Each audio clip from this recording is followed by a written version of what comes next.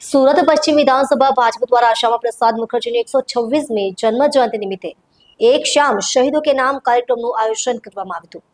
આ programme Sanjeev Kumar auditorium ખાતે યોજાયો હતો, જેમાં શહીદો પ્રત્યેની શ્રદ્ધાંજલિ અને રાષ્ટ્રીય એકતાનો સંદેશ આપવામાં આવ્યો। કાર્યક્રમની શરૂઆત શ્યામા પ્રસાદ મુખર્જીના ચિત્ર પૂજન અને પુષ્પાંજલિથી થઈ। આ પ્રસંગે 6 પદ્મશ્રી પુરસ્કૃત વ્યક્તિઓનું સન્માન કરવામાં આવ્યું, જેમાં પદ્મશ્રી મથુરભાઈ સવાણી, પદ્મશ્રી ભાઈ કરંજીયા, પદ્મશ્રી સૌજીભાઈ ધોળકિયા, પદ્મશ્રી કનુભાઈ ટેલર, પદ્મશ્રી નિલેશભાઈ અને માન્યવાલા ઉનાનો સમાવેશ થાય છે। આ સન્માન સમાજમાં તેમના યોગદાન બદલ અપાયું।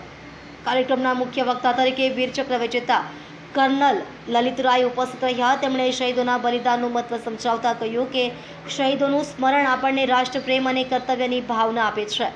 તેમના પ્રેરણાદાયી વક્તવ્ય ઉપસ્થિતોને ઝંખૃત કરી દીધા। આ પ્રસંગે વિધાનસભા ભાજપના પદાધિકારીઓ, સ્થાનિક નેતાઓ અને મોટી સંખ્યામાં નાગરિકો ઉપસ્થિત રહ્યા હતા।